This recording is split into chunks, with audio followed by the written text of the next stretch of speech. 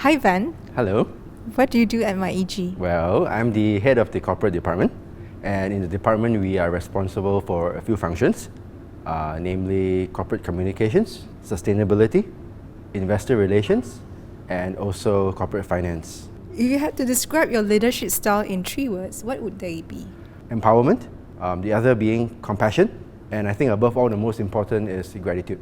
So the next question, what do you look for in a talent? Of course, the commitment to excellence is always very important, but more importantly is the eagerness to try something new, especially if it involves trying something difficult, because it means that that person has a desire to learn and to push boundaries. Yeah, couldn't agree more. Are you somebody who prefers morning meetings or evening meetings? Well, I'm a morning person, so definitely morning, when the mind is still fresh and alert. So what's your favorite way to stay informed about market trends? Obviously, reading the news is something I do every morning across all the main news portals. That's where I get most of the information, and it's always very important to stay ahead of what's happening in the world so that we can then do our jobs. So are you a beach person or a mountain person? Beach 100%. Can you tell us what's your favorite movie? Oof, I have so many. We could be here all day listing out movies, but I think one that I rewatched recently, I'll name that, is called The Road. It's based on a book by Cormac McCarthy, which also happens to be my favorite author.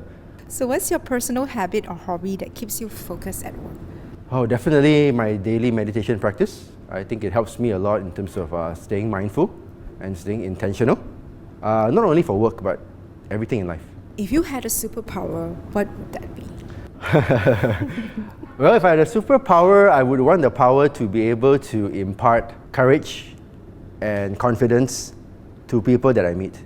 And I'm also talking about myself, because I see fear and insecurity and anxiety holding a lot of people back from living the life that they want to live. What is the piece of advice that you have received and you have been applying ever since? Well, nobody gave me this advice, but it came as I was doing my readings and listening to podcasts and those kind of things throughout my life. It's a phrase by a French author named Marcel Proust, and it says that even if nothing changes, if we change, everything changes.